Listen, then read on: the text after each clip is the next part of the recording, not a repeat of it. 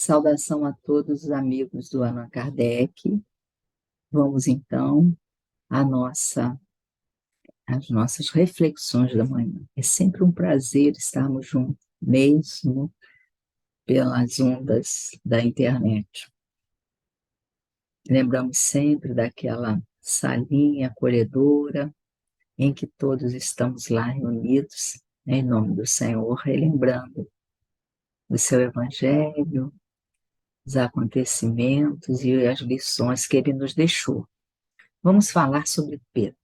Lembramos de Amélia Rodrigues, Humberto de Campos, os Isneu Lúcio, tantos espíritos, Joana de Ângeles, tantos amigos que nos trazem do mundo espiritual o que eles encontram nos registros eternos da passagem de Jesus pela terra, deixando-nos o Evangelho e das vivências de seus discípulos. Amélia Rodrigues, em Primícias do Reino, vai abordar um personagem importantíssimo, Pedro, e ela tem o título que ela coloca é Pedro, Pedra e Pastor.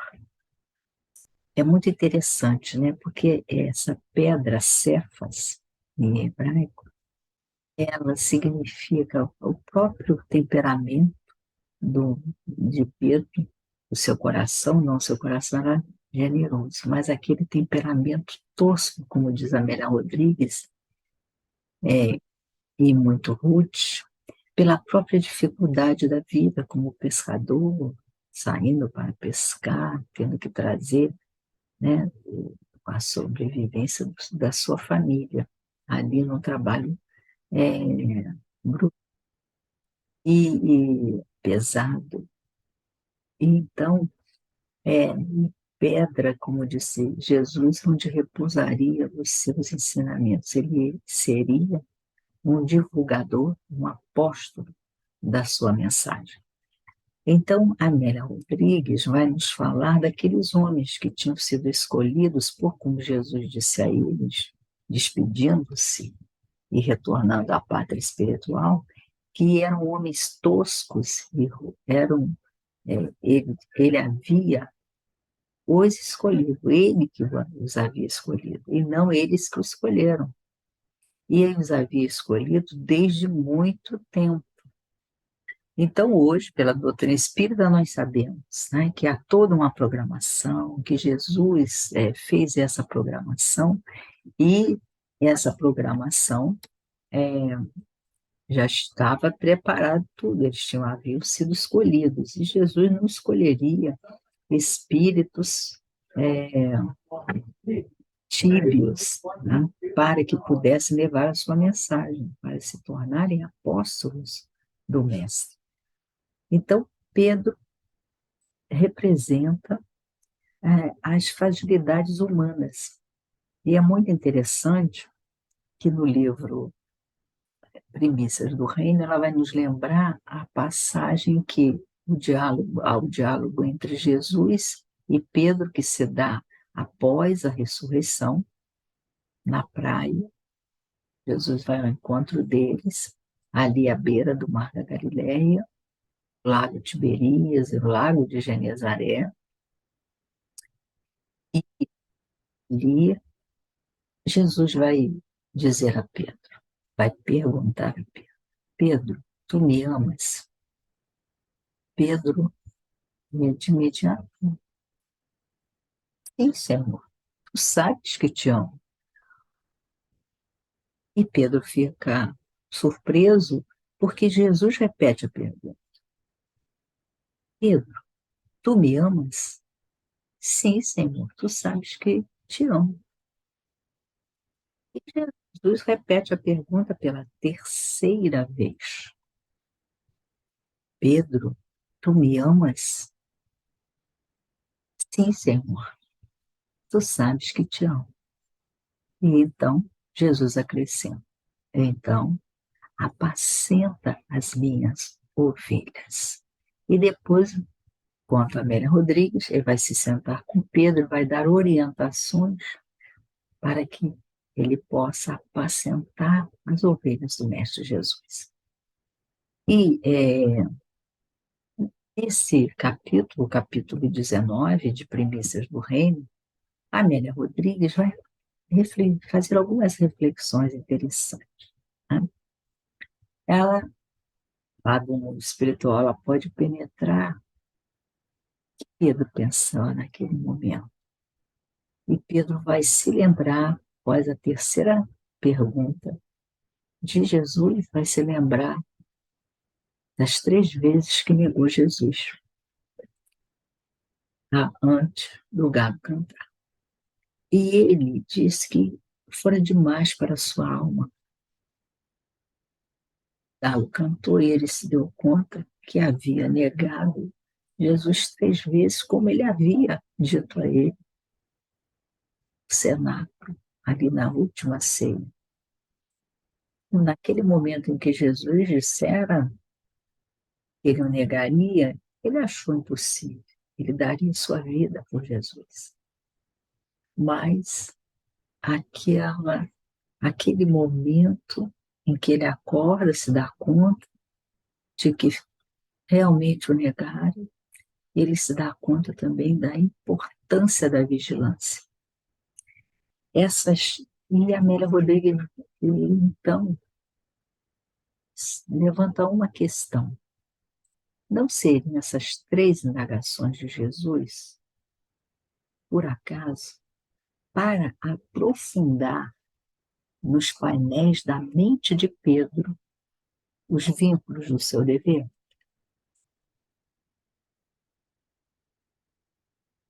Para que se fortalecesse. E aí vamos ver o que Emmanuel nos diz. Emmanuel, no livro Consolador, pela mediunidade de Chico Xavier, ele nos lembra desse momento. E ele responde uma questão colocada por Chico. Que ensinamentos oferece a negação de Pedro? Vamos lembrar que Jesus não há uma coisa de Jesus no Evangelho que não tenha um objetivo. Toda palavra, todo gesto era intencional. Então, é responder que lições tirar da negação de Pedro. Serve para significar a fragilidade das almas humanas. Motivo daquela negação, que ensinamento aquela negação oferece a nós? Mostra a fragilidade das nossas almas. Nós podemos cair a qualquer momento, perdidas, almas humanas perdidas na invigilância e na despreocupação da realidade espiritual.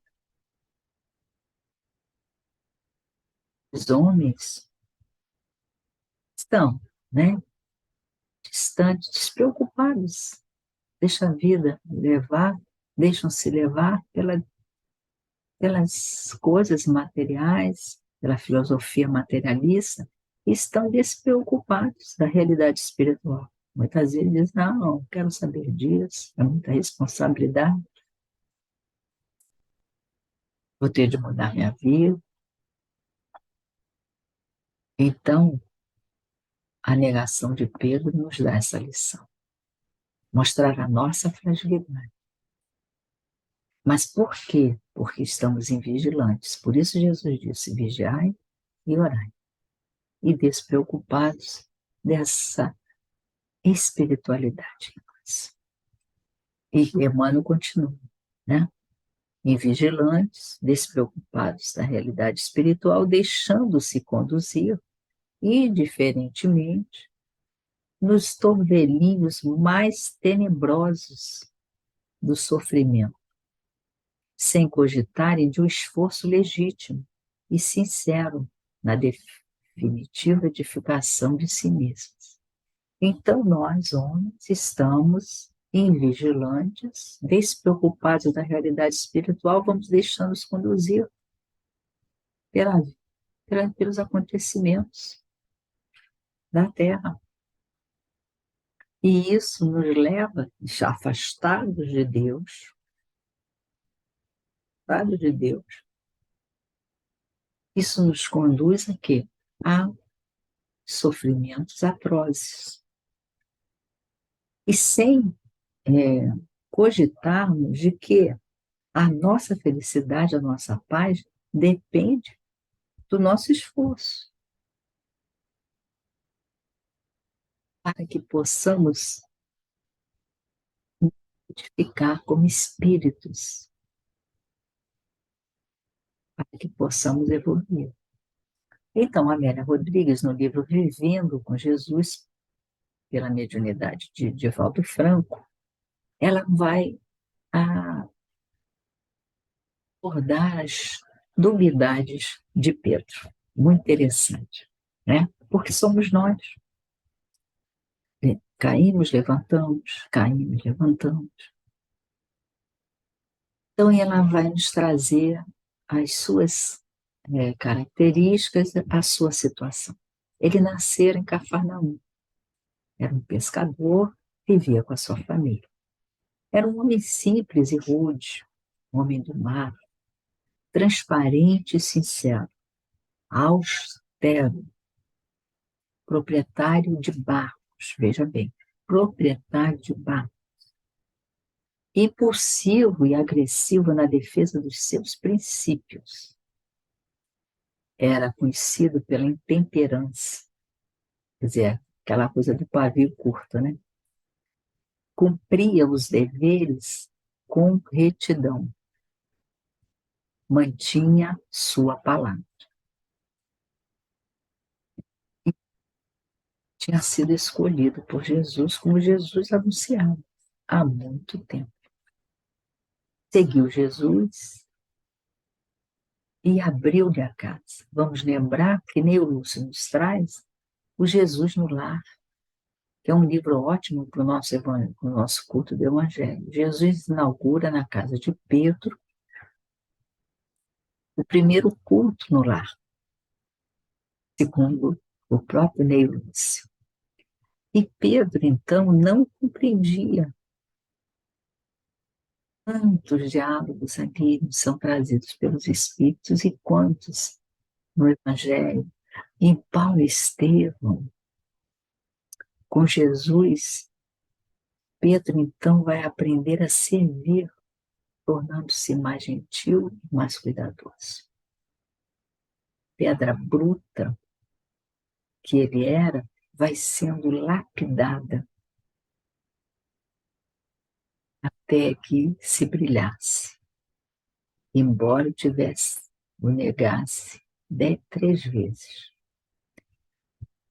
Nesse momento, ele se arrependeu amargamente da negação, nesse se ergue e se torna fiel a Jesus até o fim. Em sua memória, em memória do Mestre Jesus, ele ergue o lar dos desesperados, diz Amélia Rodrigues, entre Jerusalém e a Casa do Caminho, entre Jerusalém e Jope, onde ele alberga todos os infelizes. A casa estava sempre aberta àqueles que batessem, buscando ajuda. Ajuda espiritual, ajuda material, enfermos, aleijados, todos ali acorriam e eram acolhidos. Quando convidado ao testemunho, deu sua própria vida e crucificado, mas em Roma. Naquele momento, ele pediu que o crucificassem de cabeça para baixo, porque ele não era digno de morrer como o seu mestre. Então, Amélia Rodrigues faz um comentário.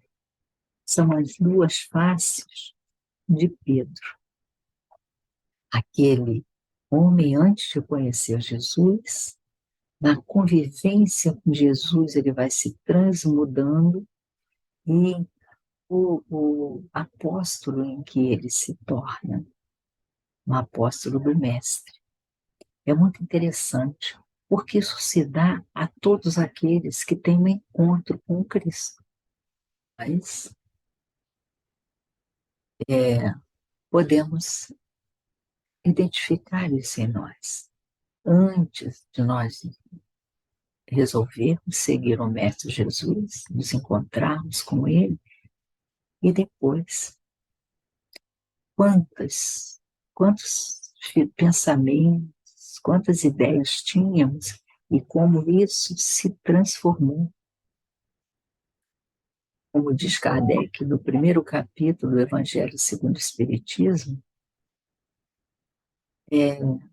o ponto de vista, no momento que nós nos defrontamos, adentramos a verdade, nós vai nos levar à nossa transformação, à reforma íntima,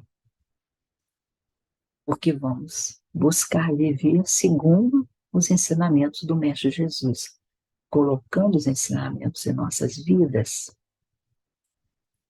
os ensinamentos que o Cristo nos deixou, em defesa da vida, pelo amor, pelo perdão, pela tolerância. E a Amélia Rodrigues vai nos lembrar, ali em Cafarnaum, eles pertenciam quase às mesmas famílias, eles haviam nascido e sido criados ali à beira do lago. E a Amélia, então, vai nos lembrar, o Trigo de Deus, no primeiro capítulo, pescadores de almas. O Pedro ouve falar do Mestre Jesus. O povo hebreu não recebia profetas há 5 séculos. Vamos lembrar que o povo hebreu era o povo dos profetas, o povo fiel ao Deus único, monoteísta no mar de politeísmo, e ele conservara a fidelidade ao Deus único. E essa fidelidade era trazida pelos profetas. Vamos lembrar do Abraão, patriarca, que anuncia o Deus único, e todos os outros profetas que vieram anunciaram o que Deus havia trazido como orientação para eles, orientação espiritual. E é interessante, aí nós temos o Moisés, que foi muito importante, temos o anúncio do Messias por Isaías e Malaquias, e temos Jeremias, temos muitos profetas. E durante 5 séculos, não, os profetas se calaram.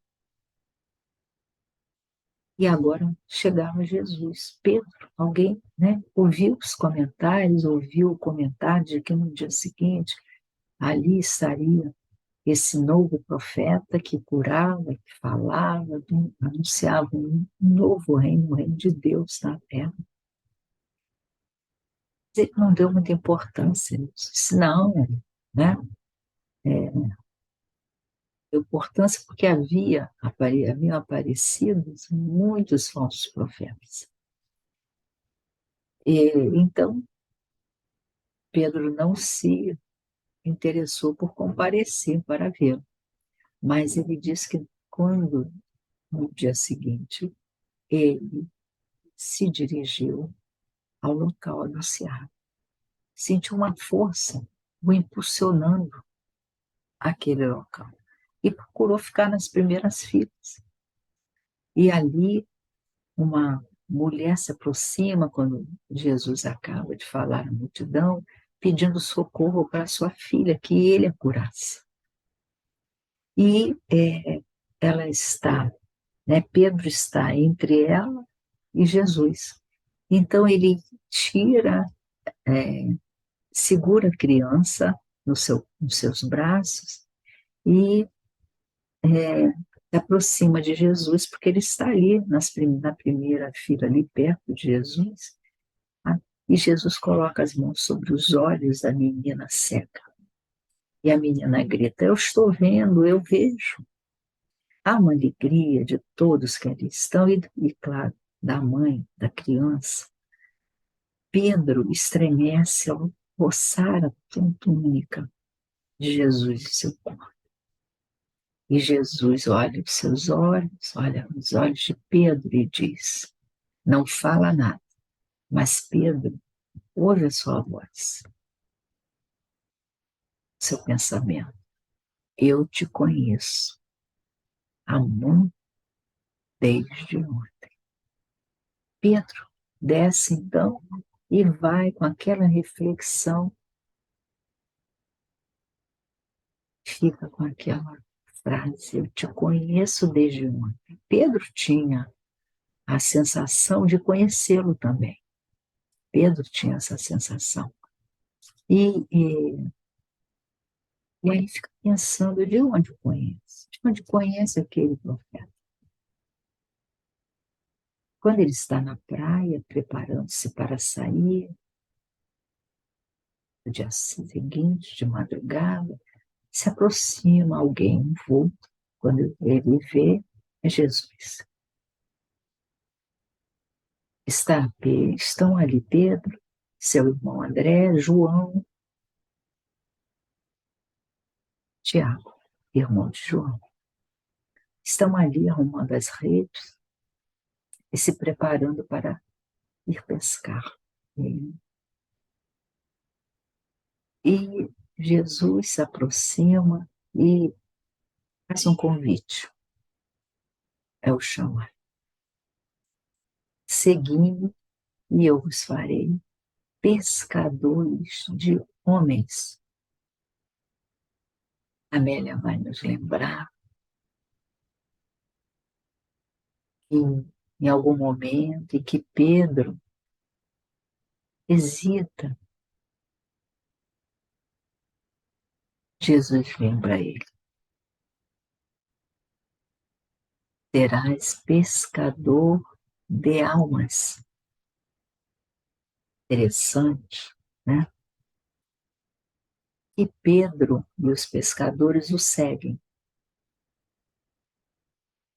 Durante muito tempo, nós tivemos a ideia de que os pescadores deixaram ali as redes e foram seguir Jesus, de que vivia. Pescar era o trabalho deles. Suas famílias sobreviviam com o trabalho deles, de que viveriam. E é a Amélia Rodrigues também, e Joana de Ângeles, que nos dizem que eles continuaram nos postos de trabalho. Vamos lembrar do Evangelho, quando Jesus fala à multidão, quando Jesus caminha, é sempre ao cair da tarde, lembramos disso? Ao cair da tarde. No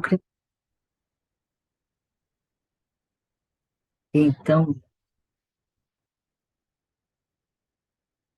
discípulos vão seguir Jesus. Os Atos dos Apóstolos, passagem em que é-nos dito que Pedro se torna um grande apóstolo e que curava até pela sombra. Caminhando pelas ruelas, qualquer local, as pessoas levavam aos enfermos para ficar na sombra de Pedro. A sombra de Pedro curava. Mas ele nunca disse que tinha sido ele. Ele sempre dizia: Jesus, agradeço, Jesus. E vamos lembrar, Jesus dizia: a tua fé te curou. Vamos lembrar desse pescador de homens. Chamado para ser pescador de homens, recebeu o nome de Cefas, Pedro. Foi enviado junto dos 12, andou por sobre as águas, confessou a Jesus. Jesus orou por ele. No momento da prisão de Jesus, ele corta a orelha de Malco, soldado. Negou Jesus 3 vezes. E Jesus, depois, convida-o a apacentar as suas ovelhas. Ele, no dia de Pentecostes, prega aos discípulos e à multidão que ali estava. O que era o dia do Pentecostes? O dia de Pentecostes eram 50 dias depois, era a colheita, era a festa da colheita. Eram 50 dias depois da Páscoa, e que coincidirá com a ressurreição do Mestre Jesus. E ali estavam os discípulos reunidos, uma multidão que vieram para a festa. E os discípulos começam a falar em línguas, é um fenômeno mediúnico conhecido por xenoglossia, que é a faculdade de falar em línguas estrangeiras. E eles começam a falar em línguas, a multidão acha que ele eles estão bêbados. Na verdade, eles estavam em transe. E Pedro, então, quando vê a reação da multidão, alguns dizendo, esses homens estão bêbados, cheios de mosto. Mosto era o vinho. Né? Então, Pedro vai falar também em transe, trazer a palavra do Mestre Jesus. E então, ele vai convocar aquela reunião anunciando o reino, que aqueles homens não estavam bêbados. E ele anuncia, então, o reino dos céus, dessa nova mensagem do Cristo, daquele homem que era conhecido como o crucificado. E nesse momento, a Nena Rodrigues diz que os discípulos tomam consciência e acordam, diz ela, eles despertam. Eles despertam para o papel que exerceriam, a missão para a qual tinham sido escolhidos por Jesus. E a Amélia Rodrigues, então, nos traz uma informação muito interessante. Aqueles homens, até aquele momento, estavam adormecidos. Tudo revelados, que espíritos aqui eram aqueles. Mas no dia do Pentecostes, eles despertam, é aquele véu que havia sobre eles. Eles vão assumir a missão da divulgação da mensagem do Mestre Jesus. Pedro, pastor, Pedro, pedra. É sobre esta rocha que erguerei a minha igreja. A igreja, naquela época, era a comunidade de pessoas. Então, as pessoas se reuniam em torno de uma mensagem ali. E teriam a missão de divulgar a mensagem do Mestre Jesus. Santo, quando usaram o livro, Paulo Estevam, Emmanuel nos traz desse apóstolo abnegado, e que quando Paulo vai à casa, no caminho, para falar com os cristãos do nosso novo propósito, da sua conversão, do que acontecera com ele, do chamado de Jesus na estrada de Damasco, e do seu propósito de se tornar um seguidor do Cristo. Os que ali estavam, os discípulos, duvidaram. Impossível que o algoz implacável dos cristãos, dos discípulos do Senhor, tivesse se convertido à causa do seu evangelho de amor e redenção. Então, para os discípulos era impossível essa conversão. É Pedro que naquele momento vai abrir os braços e vai dizer: irmão Saulo, Jesus quer que sejas bem-vindo a esta casa. E Pedro e Paulo vão ser dois apóstolos muito importantes. O cristianismo se torne uma mensagem universal. Porque Paulo vai ser o apóstolo dos gentios.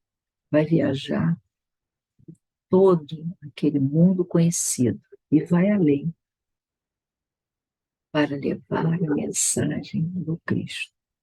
E é outro apóstolo que também dá a sua vida pelo Mestre Jesus.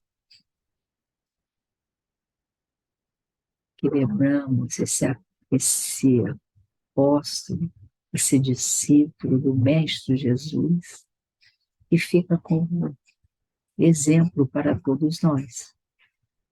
Homem rude, chamado pelo Mestre Jesus, burilado pela mensagem de amor, pelas lições que o Mestre transmitia.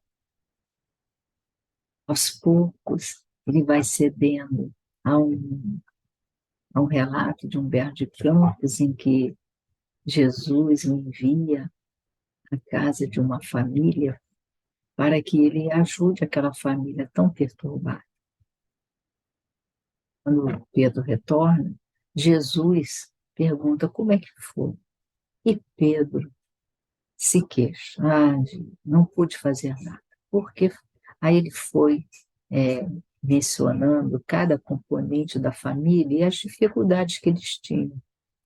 E Jesus, então, ouve pacientemente Pedro e diz a ele: Pedro, eu te enviei lá não para que julgasses e criticasses, mas para que os auxiliasses,